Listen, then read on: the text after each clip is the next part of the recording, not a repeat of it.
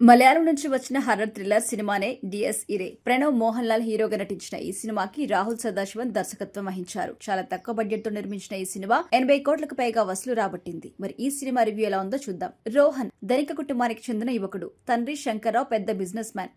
Parents అమెరికాలో ఉండడంతో బంగ్లాలో రోహన్ ఒంటరిగా ఉంటాడు. అప్పుడప్పుడు ఫ్రెండ్స్ కి పార్టీ ఇస్తూ ఎంజాయ్ చేస్తూ ఉంటారు. అయితే ఆ టైంలో అతనికి కని అంటే సుష్మితా భట్ సూసైడ్ చేసుకుందని తెలుస్తుంది. గతంలో ఆమెతో ఉన్న సంబంధం కారణంగా రోహన్ కాస్త కలవరపాటికి గురవుతాడు. కానీ ఎందుకు ఆత్మహత్య చేసుకుందో తెలియక పేరెంట్స్ బాధపడుతూ ఉంటారు. ఆ ఇంటికి వెళ్లిన రోహన్ ఆమె గదిలో కనిపించిన ఒక హెయిర్ క్లిప్ ను యథాపలంగా చూసి చేతిలోకి తీసుకుంటాడు. కానీ తమ్ముడు కిరణ్ కి ధైర్యం చెప్పి అనుకోకుండా ఆ హెయిర్ క్లిప్ ను ఇంటికి తీసుకుని వస్తాడు. ఆ రోజు నుంచి ఆ ఇంట్లో అతనికి భయాన్ని కలిగించే సంఘటన జరగడం స్టార్ట్ అవుతుంది. కానీ ప్రేతాత్మగా మారి ఇదంతా చేస్తుందని అతను భావిస్తారు. కానీ ఇంటి పక్కనే మధుసూదన్ ఇల్లు ఉంటుంది. కొన్ని తరాలుగా ఆ కుటుంబం తాంత్రిక విద్యలపై ఆధారపడి జీవిస్తూ ఉంటుంది. రోహన్ కి సహాయపడాలని అతను నిర్ణయించుకుంటాడు. అయితే తనకి కనిపించిన ఆకారం పురుషుడి మాదిరిగా ఉందని, కాళ్ళకి గజ్జలు ఉన్నాయని రోహన్ చెప్తారు. అప్పుడు మధుసూదన్ ఎలా స్పందిస్తాడు, ఇద్దరు కలిసి ఏం చేస్తారు, ప్రేతాత్మగా మారి రోహన్ పై దాడి చేస్తుంది ఎవరు అనేదే మిగిలిన స్టోరీ. విశ్లేషణ విషయానికొస్తే క్రైమ్ థ్రిల్లర్స్, మర్డర్ మిస్టరీలు, హర్రర్ థ్రిల్లర్లని ఉత్కంఠభరితంగా తెరకెక్కించడంలో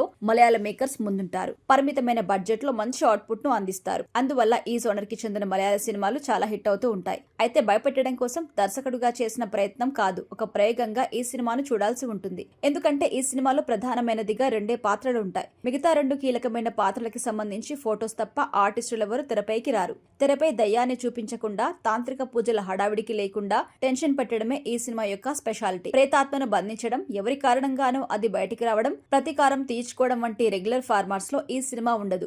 చివరి 30 నిమిషాలు మరింత ఉత్కంఠను రేకెత్తిస్తూ ఈ సినిమా కొనసాగుతుంది. ఇక్కడ నుంచి కథ అయితే కొత్త మలుపు తీసుకోవడమే కాకుండా రెగ్యులర్ ఫార్మాట్స్ కి భిన్నంగా ఉంటుంది.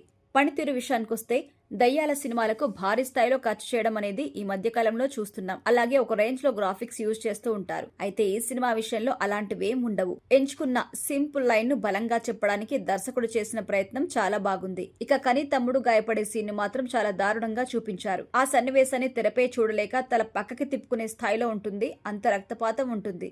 అయితే ప్రణవ్ మోహన్ లాల్ యాక్టింగ్ చాలా బాగుంది. సినిమాటోగ్రఫీ, నేపథ్య సంగీతం కూడా బాగుంది. ఫైనల్ గా చెప్పాలంటే నిజానికి ఇది చాలా సింపుల్ కంటెంట్. కథగా చెప్పుకుంటే పెద్ద ఎఫెక్టివ్ గా ఉండదు. కానీ ట్రీట్మెంట్ కారణంగా ఒక్కో విషయాన్ని రివీల్ చేస్తూ వెళ్లిన విధానం అయితే చాలా బాగుంది. లాస్ట్ 30 నిమిషాలు మరింత కీలకంగా మారిపోయి మనల్ని అలా కూర్చోబెట్టిస్తాయి.